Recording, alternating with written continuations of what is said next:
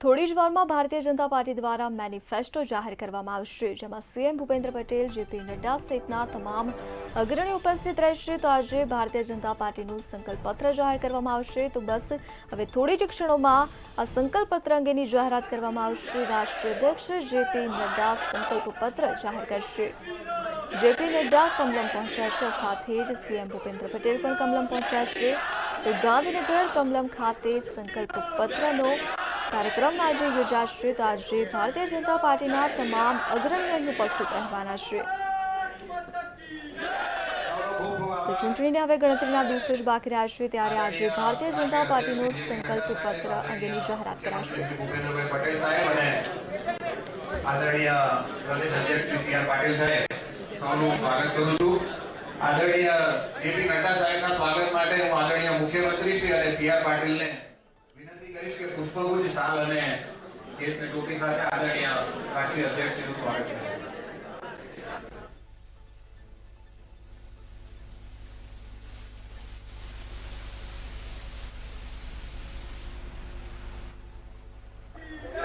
સૌનો ખૂબ ખૂબ આભાર. આદરણીય રાષ્ટ્રીય અધ્યક્ષ શ્રી જેપી નડ્ડા સાહેબ, આદરણીય મુખ્યમંત્રી શ્રી ભૂપેન્દ્રભાઈ પટેલ સાહેબ અને આદરણીય પ્રદેશ અધ્યક્ષ શ્રી સી આર પાટીલ સાહેબ, સૌનું હું સ્વાગત કરું છું. આદરણીય જેપી નડ્ડા સાહેબના સ્વાગત માટે હું આદરણીય મુખ્યમંત્રી શ્રી અને સી આર પાટીલને વિનંતી કરીશ કે પુષ્પગુચ્છ શાલ અને ખેસને ટોપી સાથે આદરણીય રાષ્ટ્રીય અધ્યક્ષ શ્રીનું સ્વાગત કરે.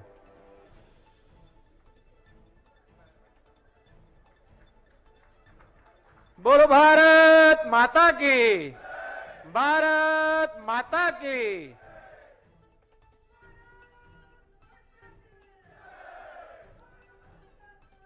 આદરણીય મુખ્યમંત્રી શ્રીના સ્વાગત માટે હું મેનિફેસ્ટો કમિટીના આદરણીય જગદીશભાઈ ભાવસાર, શ્રી નરેશભાઈ કેલા અને સાવંતભાઈ પંડ્યાને વિનંતી કરીશ કે પુષ્પગુચ્છ, ખેસ અને શાલ દ્વારા આદરણીય મુખ્યમંત્રી શ્રીનું સ્વાગત કરે. આદરણીય જગદીશભાઈ ભાવસાર, નરેશભાઈ કેલા અને શ્રી સાવનભાઈ પંડ્યા. આજે ભારતીય જનતા પાર્ટીનું સંકલ્પપત્ર જાહેર કરવામાં આવશે, ત્યારે આજે ભારતીય જનતા પાર્ટીનું સંકલ્પપત્ર જાહેર કરવામાં આવશે, ત્યારે સીએમ ભૂપેન્દ્ર પટેલ, રાષ્ટ્રીય અધ્યક્ષ જેપી નડ્ડા અને પ્રદેશ અધ્યક્ષ સી આર પાટીલ ગાંધીનગર કમલમ ખાતે પહોંચ્યા છે, જ્યાં જેપી નડ્ડાનું સ્વાગત કરવામાં આવ્યું, મુખ્યમંત્રી ભૂપેન્દ્ર પટેલનું સ્વાગત કરવામાં આવ્યું. તો આજે થોડી જ વારમાં હવે ભારતીય જનતા પાર્ટી દ્વારા સંકલ્પ પત્ર અંગેની જાહેરાત કરવામાં આવશે. તો વિધાનસભા ચૂંટણીને લઈને ભારતીય જનતા પાર્ટી મેનિફેસ્ટો જાહેર કરશે. તો થોડી વારમાં જ ભારતીય જનતા પાર્ટીનું સંકલ્પ પત્ર જાહેર કરવામાં આવશે. તો આ કાર્યક્રમમાં ભારતીય જનતા પાર્ટીના અગ્રણીઓ પણ ઉપસ્થિત રહ્યા છે. તો ગાંધીનગર કમલમ ખાતે સંકલ્પ પત્રનો કાર્યક્રમ યોજાયો છે. રાષ્ટ્રીય અધ્યક્ષ જેપી નડ્ડા, સીએમ ભૂપેન્દ્ર પટેલ અને પ્રદેશ અધ્યક્ષ સી આર પાટીલ પણ અહીં ઉપસ્થિત રહ્યા છે. તો થોડી જ વારમાં રાષ્ટ્રીય અધ્યક્ષ જેપી નડ્ડા ભારતીય જનતા પાર્ટીનો સંકલ્પ પત્ર જાહેર કરશે. અનાવરણ કાર્યક્રમમાં આજે આપણે સૌ ભેગા થયા છે. તારીખ 5 થી 15 નવેમ્બર વચ્ચે ભારતીય જનતા પાર્ટી સંગઠનના તમામ કાર્યકર્તાઓ દ્વારા ગુજરાતના ખૂણે ખૂણે જઈ જનસંપર્ક કરી લોકો પાસેથી તેમની આશા, અપેક્ષા અને આકાંક્ષાઓ વિવિધ માધ્યમોથી મેળવેલી છે. તેના પછીના 10 દિવસ જિલ્લા વાઇઝ અને પ્રદેશમાં તે તમામ આશાઓ, આકાંક્ષાઓ, અપેક્ષાઓનું સોર્ટિંગ કરેલું છે અને એના પછી આ સંકલ્પ પત્ર બનાવવામાં આવેલો છે. હું હૃદયથી ભારતીય જનતા પાર્ટી ગુજરાત વતી ગુજરાતની ખમીરવંતી જનતાનો નતમસ્તક થઈને આભાર માનું છું કે આટલી મોટી માત્રામાં આપ સૌએ આવનારી સરકાર માટેની આપની અપેક્ષાઓ અને આકાંક્ષાઓ અમારા સુધી પહોંચાડી છે. હું ટીમને વિનંતી કરીશ કે સંકલ્પ પત્ર વિશેનો જે વિડીયો છે તે પ્લે કરે.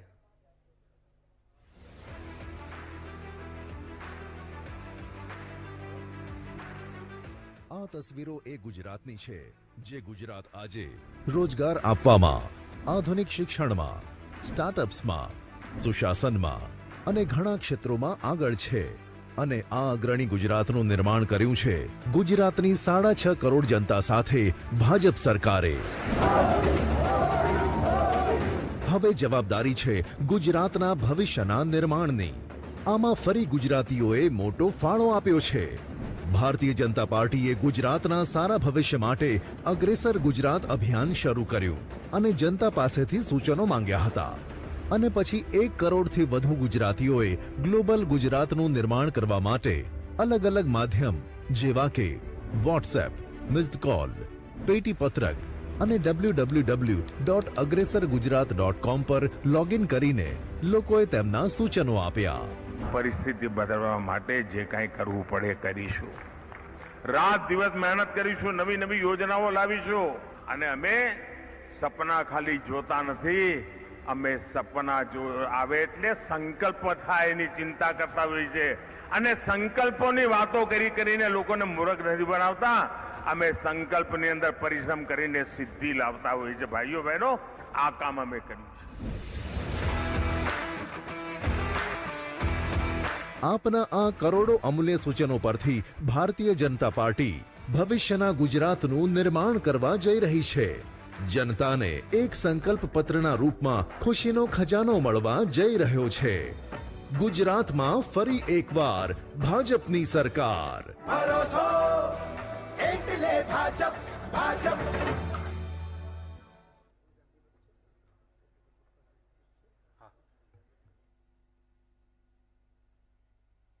આજે કોન્સ્ટિટ્યુશન ડે, સંવિધાન દિવસના નિમિત્તે હું આદરણીય મંચસ્થ મહાનુભાવોને વિનંતી કરીશ કે ભારતના સંવિધાનને પુષ્પાંજલિ અર્પણ કરે. આદરણીય નડ્ડા સાહેબ, આદરણીય સીએમ સાહેબ અને આદરણીય પાટીલ સાહેબને વિનંતી કરું.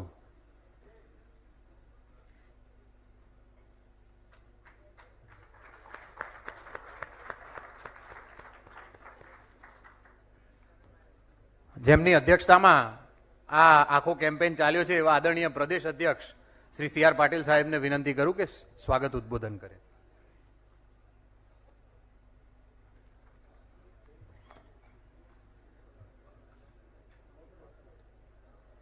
ગુજરાતના વિધાનસભાના ઇલેક્શન પહેલા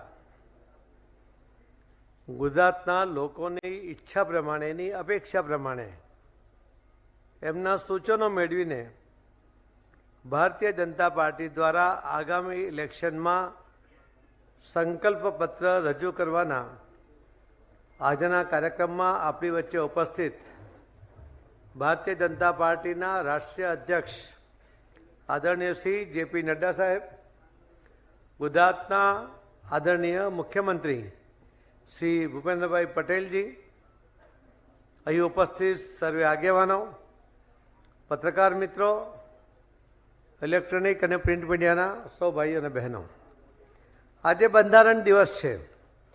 બંધારણ લોકતંત્રનો આત્મા છે. સાથે સાથે ભારતની એકતા અને વિકાસનો મૂળ આધાર છે. બંધારણ દિવસ પર ભારતીય બંધારણના શિલ્પી ડૉક્ટર બાબા સાહેબ આંબેડકરને હું નમન કરું છું.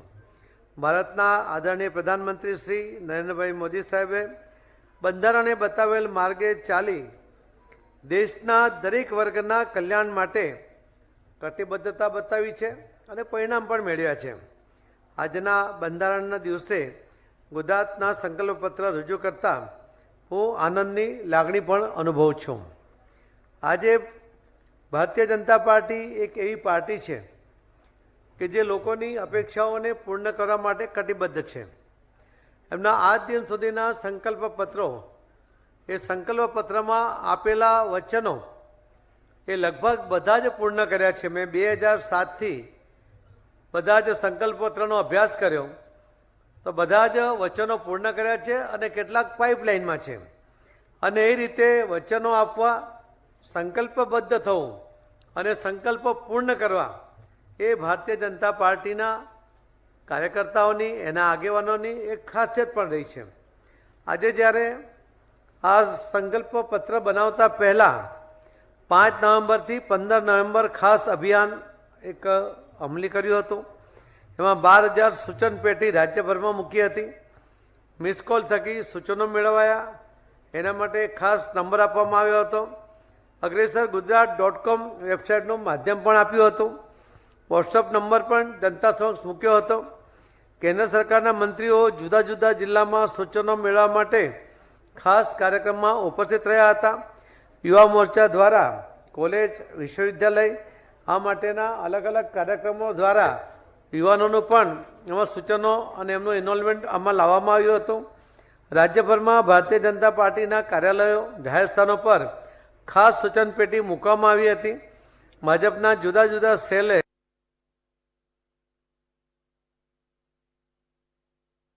પોતાના સંગઠનોમાં મિટિંગો ગોઠવીને સંકલ્પપત્ર 2022 માટે સૂચનો મેળવ્યા હતા.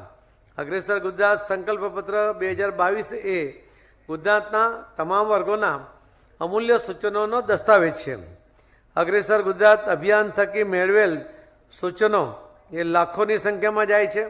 એનો અર્થ એ થાય છે કે ભારતીય જનતા પાર્ટીમાં ગુજરાતના 100 મતદાતા ભાઈ બહેનોને વિશ્વાસ છે અને એટલા જ માટે આ સંકલ્પ પત્રમાં એમણે પોતાના સૂચનો પણ આપ્યા છે અને એના દ્વારા ગુજરાતના વિકાસમાં આગળ વધવા માટેની એમણે એક દિશા પણ આપી છે. સંકલ્પપત્ર 2022 સમિતિ સમાજ જીવનના સૂચનો એકત્ર કરી તૈયાર કરાયેલ સંકલ્પપત્ર 2022 ભાજપા આપની સમક્ષ લઈને આવી છે. માન્ય રાષ્ટ્રીય અધ્યક્ષ જેપી નડ્ડા સાહેબ, ગુજરાતની જનતા પ્રત્યેની અમારી જવાબદારી, કટિબદ્ધતા, પ્રતિબદ્ધતા વ્યક્ત કરતું સંકલ્પપત્ર 2022 આપ સૌની સમક્ષ રજૂ કરશે. ગુજરાતના સૌ ભાઈ બહેનો ગુજરાતની શાંતિ, સમૃદ્ધિ, ભવ્યતા, દિવ્યતા અને વિકાસની ગતિને વધારે ગતિમાન કરવા કમળના નિશાનને પુનઃ સમર્થન આપશે તેવી આશા વ્યક્ત કરી છું. આપ સૌના સાથ અને સહકારની અપેક્ષા સાથે હું આદરણીય રાષ્ટ્રીય અધ્યક્ષ આદરણીય શ્રી જેપી નડ્ડા સાહેબને વિનંતી કરું છું કે સંકલ્પ પત્ર એનું વિમોચન કરે. ધન્યવાદ. જય જય ગરી ગુજરાત. ભારત માતા કી જય.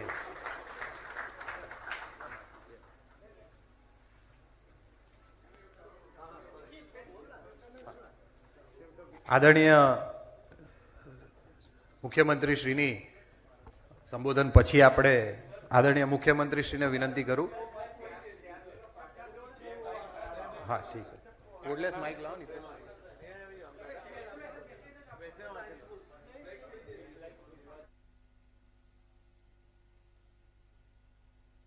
તો કેમેરા ફેરવો, ઓડિયમ પર.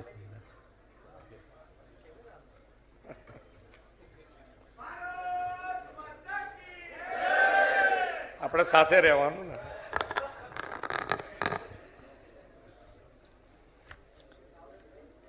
ભારતીય જનતા પાર્ટી ગુજરાત પ્રદેશ દ્વારા આયોજિત ગુજરાત સંકલ્પ પત્ર 2022ના લોન્ચિંગ પ્રસંગે આપણી સૌની સાથે મંચ ઉપર ઉપસ્થિત કાશ્મીરથી કન્યાકુમારી અને કચ્છથી કટક સુધી ભારતીય જનતા પાર્ટીનો વ્યાપ વધારનાર વિશ્વની સૌથી મોટી રાજકીય પાર્ટીના યશસ્વી રાષ્ટ્રીય અધ્યક્ષ શ્રી જેપી નડ્ડાજી, પ્રદેશના યશસ્વી અધ્યક્ષ અને નવસારીના સાંસદ શ્રી CR પાટીલજી, સંગઠનના સૌ પદાધિકારીશ્રીઓ, પ્રેસ મીડિયાના મિત્રો, આપ સૌને નમસ્કાર. આપ સૌને સંવિધાન દિવસની શુભકામનાઓ પાઠવું છું. 26 નવેમ્બર 1944ના રોજ ડૉક્ટર બાબા સાહેબ આંબેડકરજી દ્વારા બંધારણ સભા દ્વારા તૈયાર કરવામાં આવેલું અને તત્કાલીન રાષ્ટ્રપતિ શ્રી ડૉક્ટર રાજેન્દ્ર પ્રસાદ દ્વારા અંગીકૃત કરવામાં આ સંવિધાન આવ્યું હતું. આજે ગુજરાતના સૌ ભાઈઓ બહેનો સમક્ષ અગ્રેસર ગુજરાત સંકલ્પ પત્ર 2022 માન્ય જેપી નડ્ડાજી, CR પાટીલજી અને સંકલ્પ પત્ર સમિતિના સૌ સભ્યોની ઉપસ્થિતિમાં પ્રજા સમક્ષ રજૂ થઈ રહ્યું છે. ગુજરાતની જનતાએ ભાજપને અપ્રતિમ સ્નેહ, સહકાર અને સમર્થન આપ્યા છે અને 2 દાયકાથી સતત આપતી રહી છે. ભારતીય જનતા પાર્ટીનો આ સંકલ્પ પત્ર એ બીજા લોકોની જેમ માત્ર ચૂંટણીલક્ષી વચનો આપવાનું ઘોષણાપત્ર નથી. આવનાર 5 વર્ષમાં ગુજરાતની સુદીર્ઘ, સુઆયોજિત વૈશ્વિક વિકાસ યાત્રાનો દસ્તાવેજ છે. આપણે આદરણીય શ્રી નરેન્દ્રભાઈના નેતૃત્વમાં પાછલા 2 દાયકાથી જનસેવાને જ સાધના બનાવી ગુજરાતના ખૂણે ખૂણે વિકાસ કર્યો છે. હવે એ વિકાસ યાત્રાને વધુ વેગવાન બનાવી છે. શ્રી નરેન્દ્રભાઈએ જે સેચ્યુરેશનનો 100% લાભાર્થી સુધી પહોંચવાનો જે વિચાર આપ્યો છે તેને આવનાર દિવસોમાં ચરિતાર્થ કરવાનો રોડ મેપ આ મેનિફેસ્ટોમાં છે. આઝાદીના 75 વર્ષ નિમિત્તે અમૃત મહોત્સવની ઉજવણી કરી અને આપણે અમૃત કાળમાં પ્રવેશ્યા છે. આવનાર 25 વર્ષ પછી દેશ જ્યારે આઝાદીના શતાબ્દી મનાવતો હશે ત્યારે ગુજરાત વિકાસમાં ક્યાં હશે એનો વિચાર કરીને વિકાસમાં દેશના રોલ મોડેલ બનેલું ગુજરાત આ અમૃતકાળમાં દુનિયાનું પણ રોલ મોડેલ બને તેવા નક્કર અને પરિણામલક્ષી આયોજન સાથે ભાજપા જનતા સમક્ષ આ મેનિફેસ્ટો લાવી છે. જે કહેવું તે કરવું અને જે કરી શકીએ તેટલું જ કહેવું એ ભારતીય જનતા પાર્ટીની ભરોસાની સરકારની કાર્ય પદ્ધતિ છે. એટલા માટે જ આ મેનિફેસ્ટોમાં જે કહ્યું છે તે જનતાના સહયોગથી અમે પાર પાડીશું તેવી જનતાને પણ ખાતરી આપીએ છીએ. ભારતીય જનતા પાર્ટી પાસે પંડિત દીનદયાળ, શ્યામા પ્રસાદ મુખર્જી અને અટલ બિહારી જેવા દિગ્ગજ વરિષ્ઠ વડીલોની પ્રેરણા છે. पथ का अंतिम लक्ष्य नहीं सिंहासन चढ़ते जाना, सब समाज को लिए साथ में आगे है बढ़ते जाना, એ સદભાવના છે. આદરણીય શ્રી નરેન્દ્રભાઈએ આપેલી વિકાસની રાજનીતિ અને સૌનો સાથ, સૌનો વિકાસ, સૌનો વિશ્વાસ અને સૌના પ્રયાસનો કાર્ય મંત્ર પણ છે આપણી સાથે. આપણા સૌના હિતચિંતક આદરણીય શ્રી અમિતભાઈ, રાષ્ટ્રીય અધ્યક્ષ શ્રી જેપી નડ્ડાજી, પ્રદેશ પ્રમુખ શ્રી આર પાટીલજી પણ મેનિફેસ્ટો તૈયાર કરવામાં સતત માર્ગદર્શન મળ્યું છે. આપણે સૌ ગૌરવ લઈ શકીએ કે ગુજરાત આજે સમગ્ર દેશનું ગ્રોથ એન્જિન બન્યું છે. રાજ્યમાં એવું કોઈ ક્ષેત્ર નથી જ્યાં ભાજપની સરકારે સેવા અને સુવિધા ન પહોંચાડી હોય. ગુજરાત આજે વડાપ્રધાન શ્રી નરેન્દ્રભાઈ મોદીના પરિશ્રમ અને માર્ગદર્શનને પરિણામે આજે ગુજરાત ગવર્નન્સ અને ડેવલપમેન્ટના તમામ માપદંડોમાં રાષ્ટ્રમાં અગ્રેસર છે. સમગ્ર દેશમાં રોજગારી આપવામાં ગુજરાત નંબર 1 છે, તો ગુજરાત સમગ્ર સ્ટાર્ટઅપ અત્યાર સુધી પ્રથમ નંબરે રહ્યું છે. સમગ્ર દેશમાં ઇન્ડસ્ટ્રીયલ પ્રોડક્શનમાં ગુજરાત નંબર 1, તો સમગ્ર દેશની કુલ નિકાસમાં Gujarat number 1. Gujarat good governance ઇન્ડેક્સમાં સમગ્ર દેશમાં number 1. Leads logistic ease across different સ્ટેટમાં Gujarat number 1. Climate change and energy ઇન્ડેક્સમાં ગુજરાત નંબર 1, તો કોમ્પોઝિટ મેનેજમેન્ટ ઇન્ડેક્સમાં ગુજરાત નંબર 1. સમગ્ર દેશમાં વ્યક્તિ દીઠ વીજ વપરાશમાં ગુજરાત નંબર 1 અને ફૂડ સેફ્ટી ઇન્ડેક્સમાં પણ ગુજરાત નંબર 1. અગ્રેસર ગુજરાત સંકલ્પ પત્ર એ ગુજરાતને વધુ ઊંચાઈઓ પર લઈ જવાની ભાજપાની કટિબદ્ધતા વ્યક્ત કરે છે. આદરણીય વડાપ્રધાન શ્રી નરેન્દ્ર મોદીજીના નેતૃત્વ હેઠળની ભાજપ સરકારે ગુજરાતીઓને પ્રત્યેક આશા અને આકાંક્ષાઓ પૂરી કરી છે.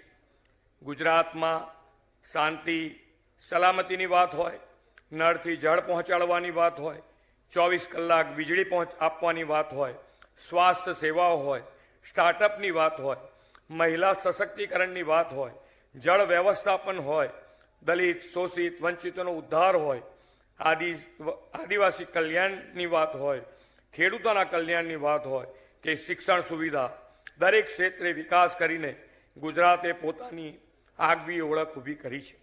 આજે ગુજરાતમાં બનેલી જનકલ્યાણની નીતિ સમગ્ર દેશમાં લાગુ થાય છે અને અનેક રાજ્યો તેનો અભ્યાસ કરવા આવે છે. ત્યારે હવે આ સંકલ્પ પત્ર અભ્યાસનો એક વિષય બને એ વાત નિશ્ચિત છે. ડબલ એન્જિન સરકારના બેવડા લાભ અને ડબલ સ્પીડથી ગુજરાતનો દસે દિશાએ વિકાસ આ ભાજપ જ કરશે. ગુજરાતની જનતા જનાર્દન અમને ફરી એકવાર જનસેવાનું દાયિત્વ નિભાવવાનો અવસર આપશે એવા પાક્કા વિશ્વાસ સાથે વિરમું છું. ભારત માતા કી જય. વંદે માતરમ. જય જય ગરવી.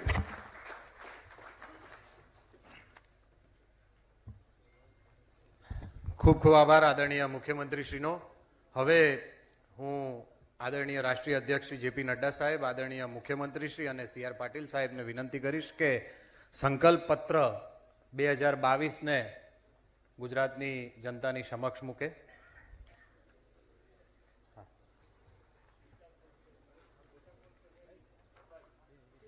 અરે એક મિનિટ કરતે મિત્રો, તાલીઓના ગડગડાટ સાથે આપણે એને વધાવી લઉં. આ આત્મનિર્ભરતા અને સશક્તિકરણનો સંકલ્પ પત્ર છે. આ શાંતિ, સમૃદ્ધિ અને સલામતીનો સંકલ્પ પત્ર છે.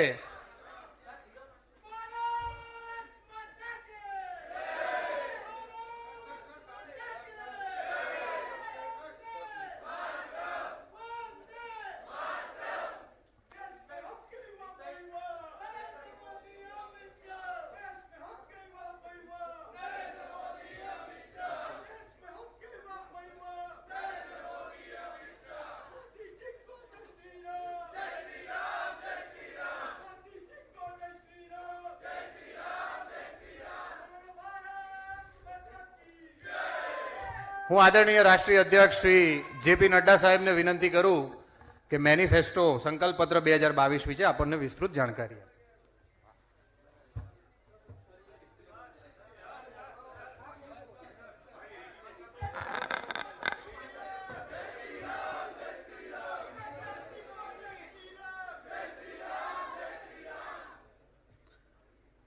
आज के इस संकल्प पत्र के विमोचन के अवसर पर मंच पर उपस्थित हमारे गुजरात के यशस्वी मुख्यमंत्री सम्माननीय भूपेंद्र पटेल जी, हमारे बहुत ही जुझारू और कर्मशील और संवेदनशील अध्यक्ष श्री CR पाटिल जी, जो संसद में मेरे साथी भी हैं, और यहाँ उपस्थित हमारे सभी वरिष्ठ मीडिया के पत्रकार बंधु, प्रिंट मीडिया और इलेक्ट्रॉनिक मीडिया के मेरे साथी, आज मुझे ये सौभाग्य मिला है कि इस संकल्प पत्र के विमोचन पर आप सब लोगों के दर्शन करने का भी सौभाग्य मिला है.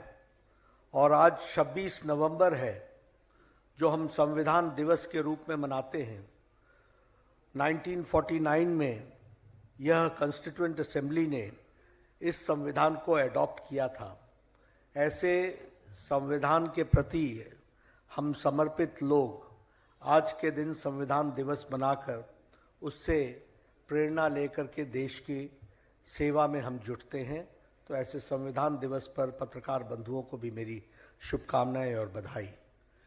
हमारे यशस्वी प्रधानमंत्री जी ने इस बारे में बड़े स्पष्ट शब्दों में कहा है कि संविधान ही हमारा सबसे बड़ा धर्म है और उस पर चलना और उसको संभाल के रखना ये हमारी जिम्मेवारी है. तो ऐसे संविधान दिवस पर मैं आप सबको बधाई और शुभकामनाएं देता हूं.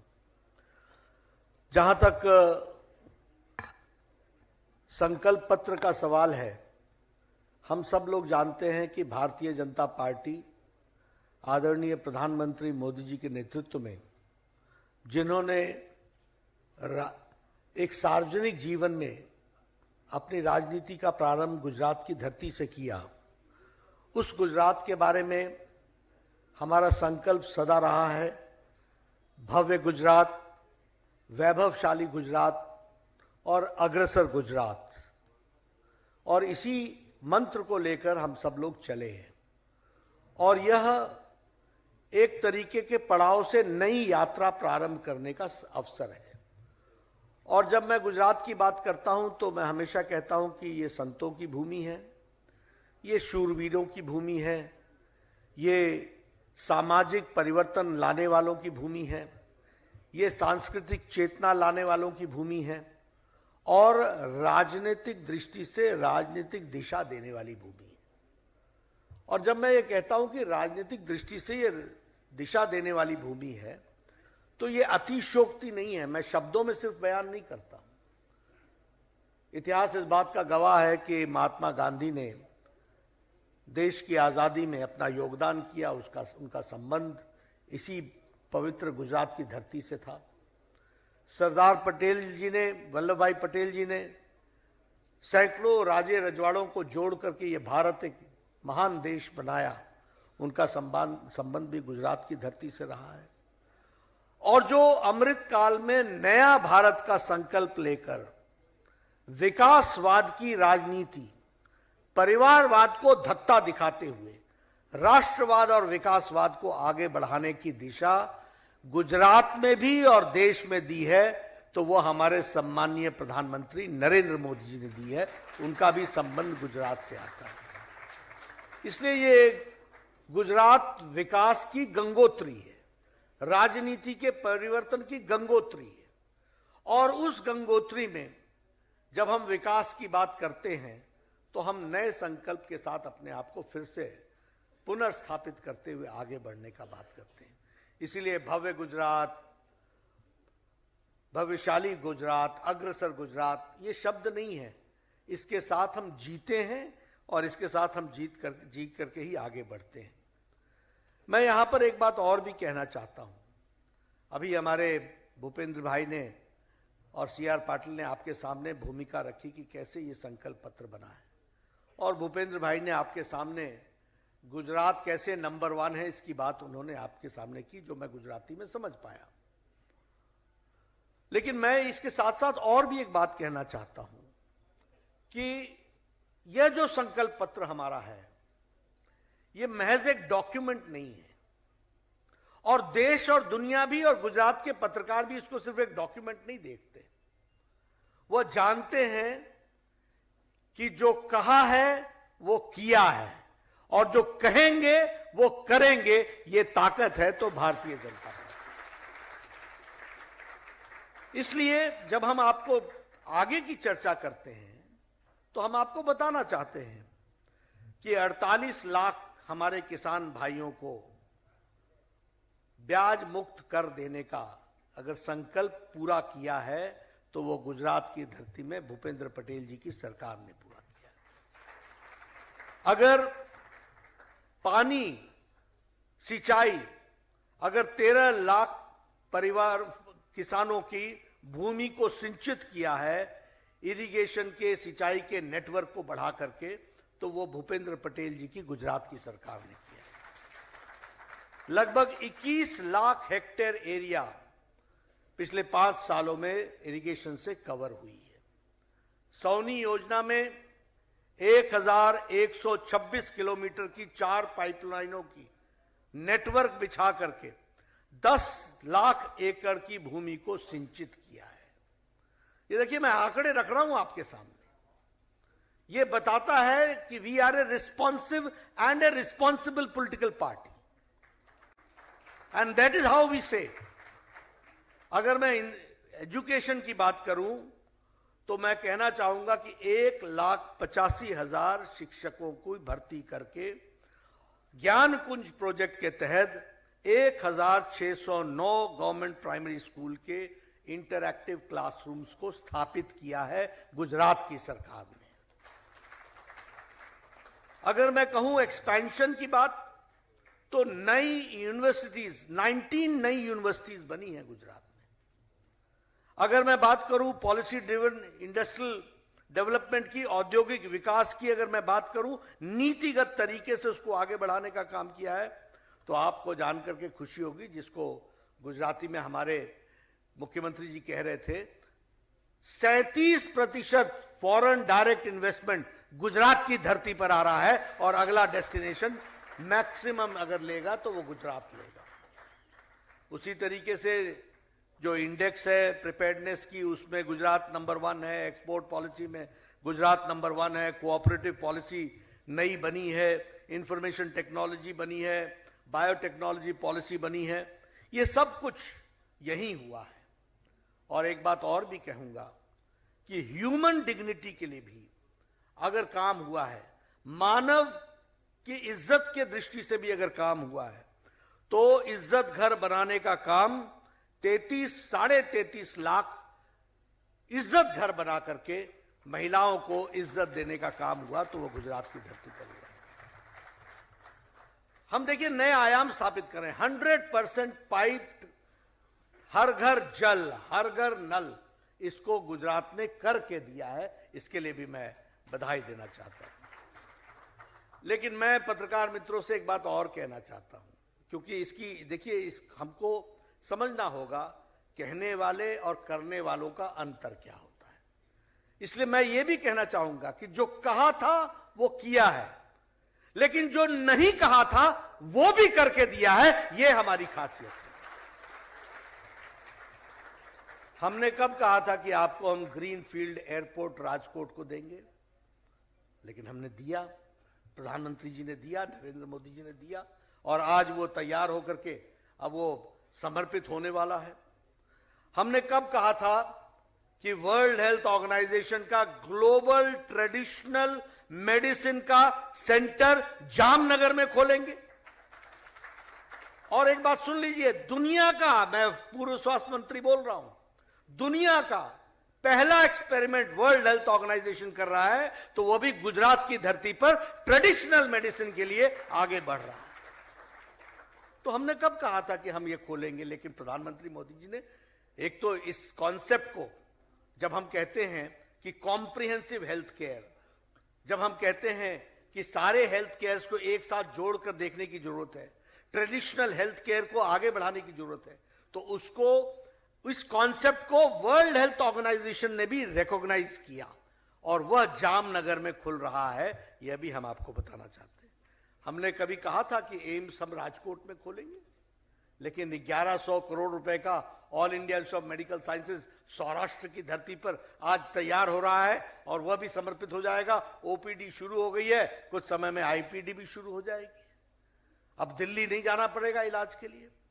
उसी तरीके से ये कब कहा था कि C-295 एयरक्राफ्ट गुजरात की धरती पर बनेंगे, लेकिन अब वो गुजरात की धरती पर बनने की वडोदरा में उसकी तैयारी हो रही है।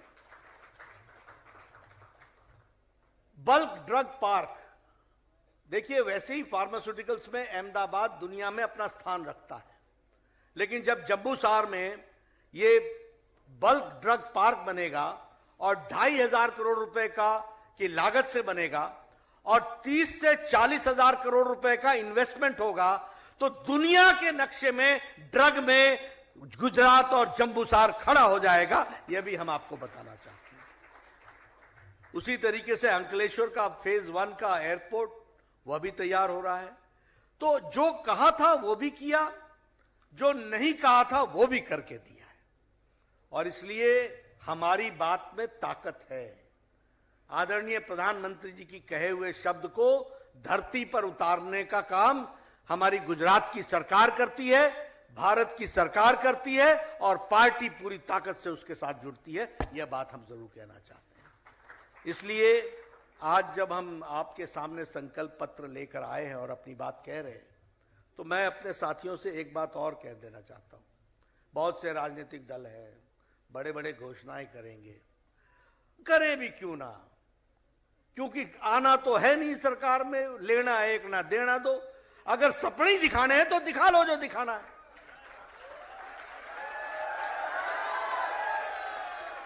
लेकिन अगर भारतीय जनता पार्टी कुछ कहती है तो हवा में नहीं कहती। हम पूरी तैयारी करते हैं, ड्यू डिलिजेंस करते हैं, आंकड़ों को पढ़ते हैं, जरूरतमंद को जानते हैं, जरूरतमंद की कमी को पहचानते हैं और उसको ताकत देने का काम करते हैं। यह हमारा संकल्प होता है। इसीलिए मैं अपने पत्रकार भाइयों से कहना चाहूंगा, ये जो दस्तावेज है, ये सामाजिक आर्थिक पूरी तैयारी करने के बाद ये ब्लूप्रिंट है, और हम जानते हैं कि कहां कमी है, किस कमी को हमको कैसे पूरा करना है, और उसी को हम अपना संकल्प मानते हैं। हम आपके सामने 30 संकल्प रखेंगे, बाद में कुछ हम महिलाओं के बारे में भी रखेंगे और कुछ हम अपने आदिवासी भाइयों के बारे में भी रखेंगे। जहां तक हम किसानों की बात करें, तो भारतीय जनता पार्टी का पहला संकल्प है कि हम 10,000 करोड़ रुपए गुजरात कृषि इंफ्रास्ट्रक्चर कोष के तहत हम खेदूत मंडीज, मॉडर्न एपीएमसी, सॉर्टिंग और grading units, cold chains, warehouses और प्राइमरी प्रोसेसिंग सेंटर्स, यानी किसानों के दृष्टि से उनकी मार्केटिंग के इंफ्रास्ट्रक्चर पर 10,000 करोड़ रुपए खर्च करने वाले हैं। हमारा दूसरा संकल्प है कि हम 25,000 करोड़ रुपए खर्च करके इरिगेशन की फैसिलिटी को, सिंचाई की फैसिलिटी को सुजलाम सुफलाम और सौनी योजना के तहत हम लगभग इसको आगे बढ़ाने में पूरे का पूरा योगदान करेंगे। इसी के साथ साथ हम साउथ गुजरात में और सौराष्ट्र में 2 सी फूड पार्क्स खड़ा करेंगे और उसके दृष्टि से हम एक वृहत योजना बना करके 2 सी फूड पार्क्स, एक सौराष्ट्र में और एक साउथ गुजरात में हम स्थापित करेंगे। इसी के साथ साथ जिसमें यह first blue economy industrial corridor बनेगा और इसी के साथ साथ मछली मारने के लिए जो इंफ्रास्ट्रक्चर को डेवलप करना है उस पर विशेष ध्यान दिया जाएगा। तो हमने किसानों की चिंता की, इरिगेशन की चिंता की और हमने ब्लू इकोनॉमी की चिंता की और उसी के तरीके से हमारे जो सी के किनारे रहने वाले हमारे मछुआरे भाई हैं उनकी हमने विशेष योजना के तहत चिंता की है। यहां मैं एक बात और भी कहना चाहता हूं, हम ही हैं जिन्होंने, आदरणीय प्रधानमंत्री जी ने आयुष्मान भारत में 5 लाख रुपए का हेल्थ कवर दिया। ये हमारी ही सरकार है जो मुख्यमंत्री अमृतम योजना के तहत जो बचे हुए लोग हैं उनको हेल्थ कवरेज दिया है और अब पार्टी ये निर्णय करती है कि आयुष्मान भारत के तहत जो 5 लाख रुपए का हेल्थ कवर मिल रहा है वह नीड बेस्ड 10 लाख रुपए का हेल्थ कवर हम करेंगे।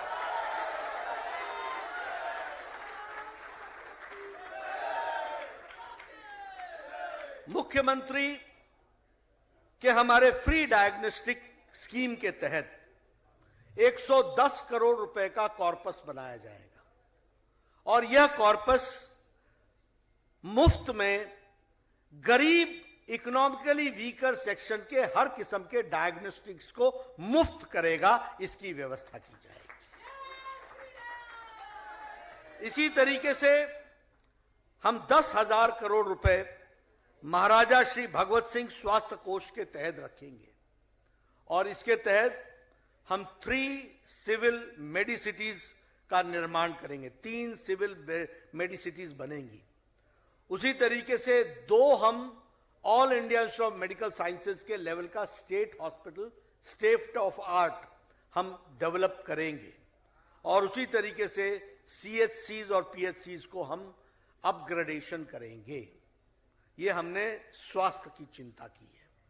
उसी तरीके से शिक्षा के दृष्टि से 20,000 हमारे गवर्नमेंट स्कूल्स को स्कूल ऑफ एक्सेलेंस, जिसके लिए 10,000 करोड़ रुपए रखा जाएगा और अगले 5 सालों में उनको स्कूल ऑफ एक्सेलेंस बनाया जाएगा। उसी तरीके से 4 Gujarat institute of technology develop किया जाएगा इंडियन इंस्टीट्यूट ऑफ टेक्नोलॉजी के तर्ज पर। तो स्टेट लेवल के इंस्टीट्यूट ऑफ टेक्नोलॉजी हम डेवलप करेंगे जो all India Indian institute of technology के लेवल का होगा। इसी के साथ साथ 20 लाख एम्प्लॉयमेंट अपॉर्चुनिटीज यूथ के लिए जनरेट की जाएंगी अगले 5 साल में। और हम एक फैमिली कार्ड देंगे जो स्टेट गवर्नमेंट के वेलफेयर स्कीम्स को एकीकृत करेगा और एक ही कार्ड के माध्यम से डीबीटी से सारे के सारे स्टेट के बेनिफिट्स उसको उसी फैमिली कार्ड से मिल जाएगा। इसकी व्यवस्था करेंगे। 1 litre subsidised edible oil 4 times a year और 1 केजी सब्सिडाइज्ड चना पर मंथ, यह भी हम देने का काम करेंगे ताकि हमारे न्यूट्रिशन वैल्यूज को हम ठीक से रख सकें। हम एक श्रमिक क्रेडिट कार्ड बनाएंगे और यह श्रमिक क्रेडिट कार्ड हमारे मजदूर भाइयों को मिलेगा और इस कार्ड के माध्यम से कोलैटरल फ्री, बिना इंटरेस्ट के और बिना किसी उसको हम 2 लाख रुपए का लोन देंगे ताकि वो अपने काम को, जीवन को आगे बढ़ाए। उसी तरीके से एक समय का इंसेंटिव हम जो ओबीसी के बच्चे हैं, जो एससी समुदाय से जुड़े हुए बच्चे हैं, एसटी से जुड़े हुए बच्चे हैं, अनुसूचित जाति से जुड़े हुए बच्चे, अनुसूचित जनजाति से जुड़े हुए बच्चे और आर्थिक रूप से जो इकोनॉमिक वीकर सेक्शन में आते हैं, आर्थिक रूप से जो कमजोर हैं, ऐसे बच्चों को एक बार इंसेंटिव देने के लिए अगर उनका एडमिशन किसी टॉप रैंकिंग इंस्टीट्यूट में होता है तो उसकी पढ़ाई के लिए 50,000 रुपए उसकी शिक्षा के लिए दिया जाए। उसी तरीके से जो हमारी समिति बनी है गुजरात में यूनिफॉर्म सिविल कोड का, उस कमेटी का रिकमेंडेशन अक्षरशः हम लागू करेंगे, इसको हम पूरा करना है।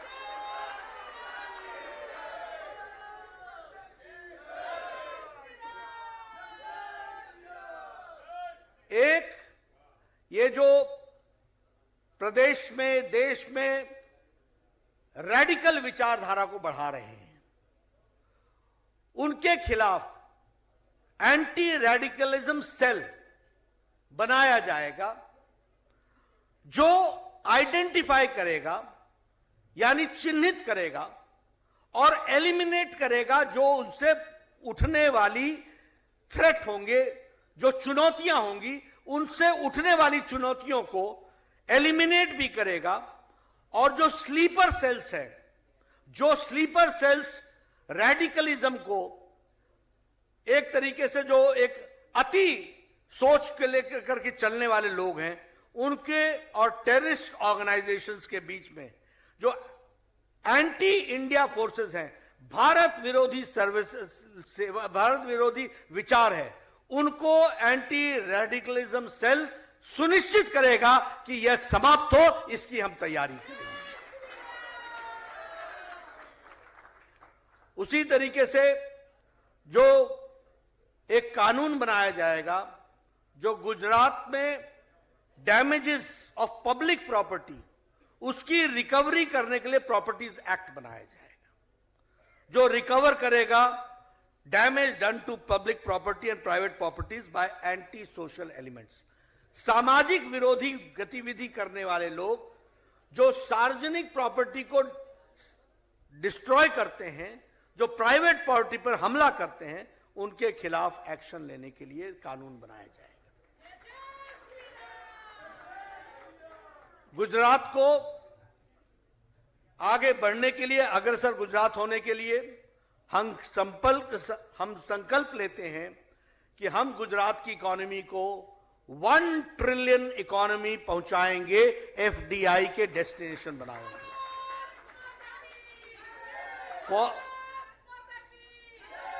फॉरेन डायरेक्ट इन्वेस्टमेंट हम बनाने वाले हैं, हम लाने वाले हैं और उसका ये नंबर 1 सेंटर बनेगा। एक अपने आप में पहला प्रयोग गुजरात पर होगा कि हम गुजरात को, सारे गुजरात को 4 लेन 6 लेन की सड़क से सारे का सारे जो इसका बॉर्डर है उसकी उस पर एक सड़क बनाएंगे, परिक्रमा, जिसको नाम होगा परिक्रमा पथ। और यह परिक्रमा पथ साउथ ईस्टर्न यानी दक्षिण पूर्वी हिस्से से पेरिफेरल हाईवे ऊपर तक बनेगा और ये नीचे से लेकर के ऊपर ईस्टर्न साइड से आएगा और ये 1630 किलोमीटर का होगा। और उसी तरीके से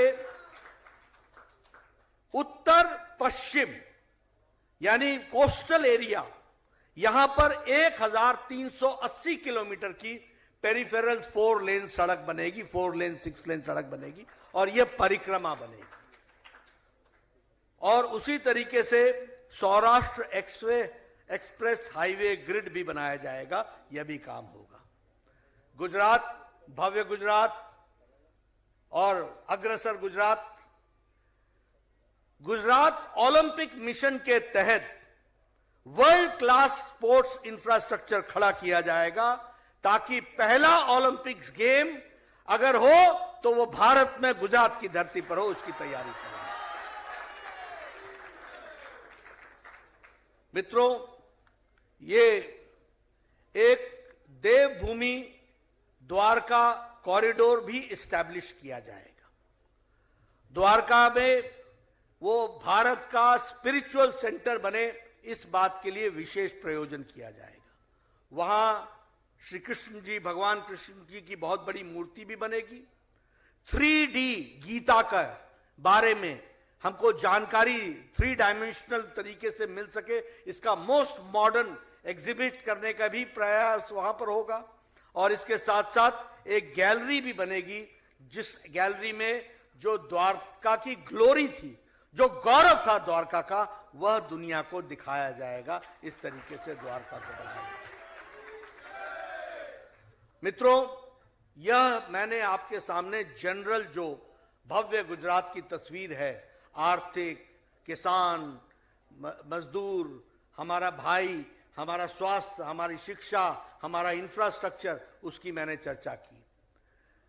हमारा मुख्य ध्यान महिलाओं पर भी रहेगा।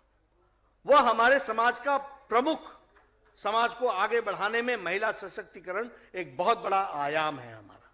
और इसलिए free of cost quality education हर महिला को यूजी से पीजी तक देने की व्यवस्था की जाएगी। क्षमा, केजी से पीजी तक, किंडरगार्टन से लेकर के पोस्ट ग्रेजुएट तक उसकी व्यवस्था की जाएगी। उसी तरीके से बहनों के पढ़ने के लिए 9 क्लास से 12वीं क्लास की बच्चियों को स्कूल जाने के लिए साइकिल की व्यवस्था की जाएगी। और उसी तरीके से बहनों के लिए अगले 5 साल में 1 लाख गवर्नमेंट जॉब्स देने की भी तैयारी की जाएगी। श्रद्धा मेहता योजना के तहत,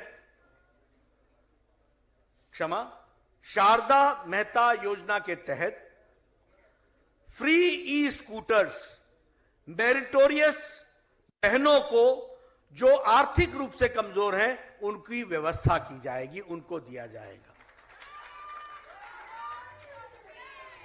बहाली दिकरी योजना के तहत आर्थिक सहायता 1,50,000 की दी जाएगी। और उसी के साथ साथ मिशन मंगलम के तहत जो नंबर 2 होगा मिशन मंगलम, उसके तहत सेल्फ हेल्प ग्रुप, स्व सहायता समूह, उनके विकास के लिए 2,500 करोड़ रुपए का कॉर्पस रखा जाएगा ताकि उसको बढ़ा सके।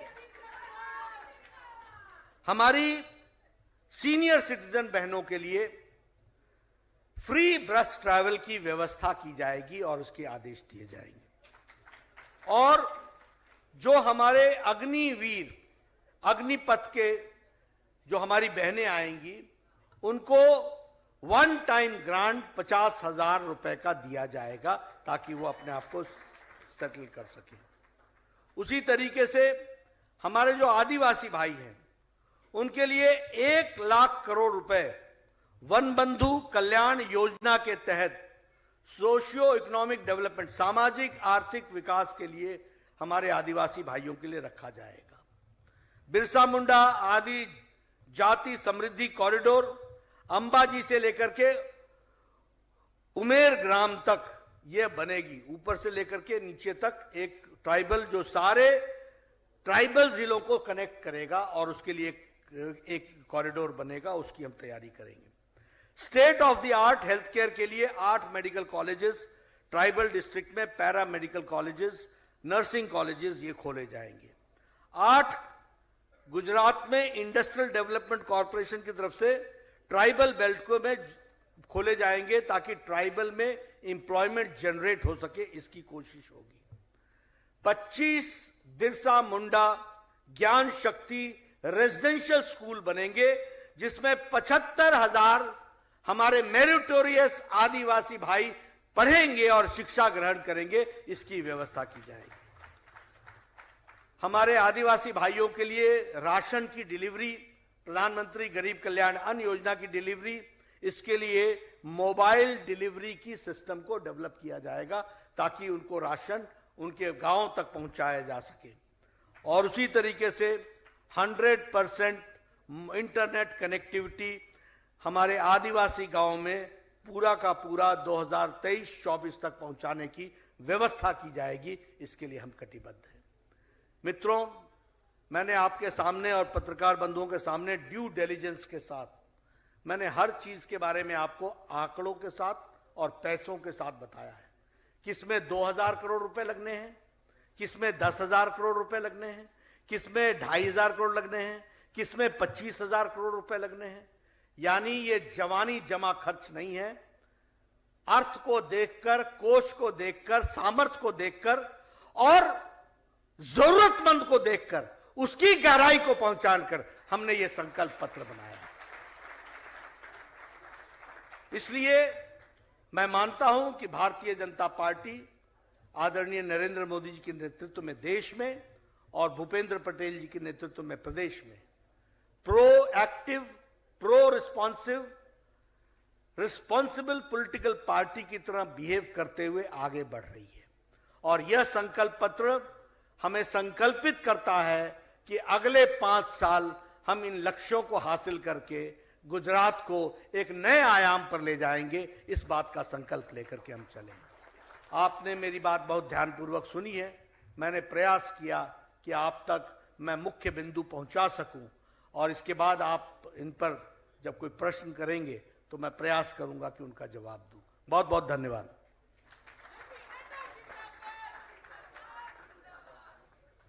आदरणीय राष्ट्रीय अध्यक्ष श्रीनो खूब खूब आभार।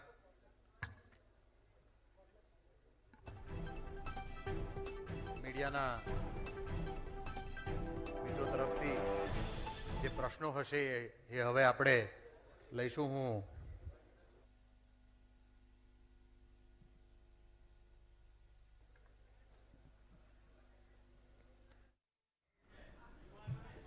રાષ્ટ્રીય અધ્યક્ષ જેપી નડ્ડા દ્વારા કમલમ ખાતે ભાજપનો મેનિફેસ્ટો જાહેર કરવામાં આવ્યો। ભાજપ દ્વારા સંકલ્પ પત્ર જાહેર કરવામાં આવ્યું। જેપી નડ્ડા દ્વારા ભાજપનો મેનિફેસ્ટો જાહેર કરવામાં આવ્યો।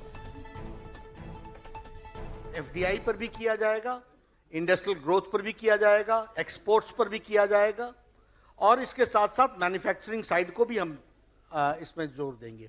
कनेक्टिविटी बहुत बड़ा रीजन होगा। तो ये सारी चीजें क्या है, इकोनॉमी अकेले नहीं चलती, आइसोलेशन में नहीं चलती, ये होलिस्टिक अप्रोच में चलती है। तो हम उसको होलिस्टिक अप्रोच में ही डेवलप करेंगे।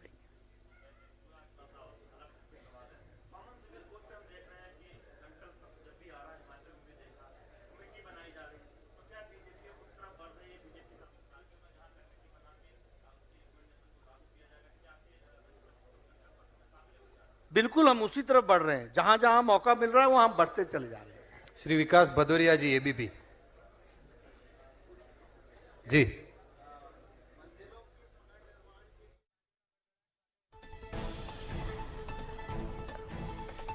રાષ્ટ્રીય અધ્યક્ષ જેપી નડ્ડા દ્વારા ભાજપનો મેનિફેસ્ટો જાહેર કરવામાં આવ્યો। કમલમ ખાતે ભાજપનો મેનિફેસ્ટો જાહેર કરવામાં આવ્યો ત્યારે મોટી સંખ્યામાં ભાજપના અગ્રણીઓ પણ જોડાયા। મુખ્યમંત્રી અને CR પાટીલ પણ તેમાં જોડાયા। ત્યારે વાત કરવામાં આવે તો ગુજરાત કૃષિ ઇન્ફ્રાસ્ટ્રક્ચર કોષ હેઠળ 10,000 કરોડનું રોકાણ કરીશું મેનિફેસ્ટોમાં જાહેર કરવામાં આવ્યું છે। ભાજપના મેનિફેસ્ટોમાં જાહેર કરવામાં આવ્યું છે જે કૃષિ વિકાસ માટે એક સર્વગ્રાહી વ્યવસ્થા અને ખેડૂત મંડળીઓ વર્ગીકરણ, grating unit, codes, chain, warehouse જેવી સુવિધાઓ પ્રાપ્ત થશે। ત્યારે ગુજરાતમાં સુજલામ સુફલામ ને લઈ મેનિફેસ્ટોમાં વાત કરવામાં આવી છે। પશુધનની સર્વગ્રાહી કાળજી સુનિશ્ચિત કરવા માટે ગૌશાળાઓને માળખાગત રીતે મજબૂત 500 કરોડનું વધારાનું બજેટ, 1,000 વધારાના મોબાઈલ વેટરનરી યુનિટ્સની રચના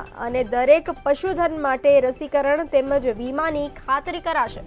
ત્યારે રાષ્ટ્રીય અધ્યક્ષ જેપી નડ્ડા દ્વારા ભાજપનો મેનિફેસ્ટો જાહેર કરવામાં આવ્યો છે।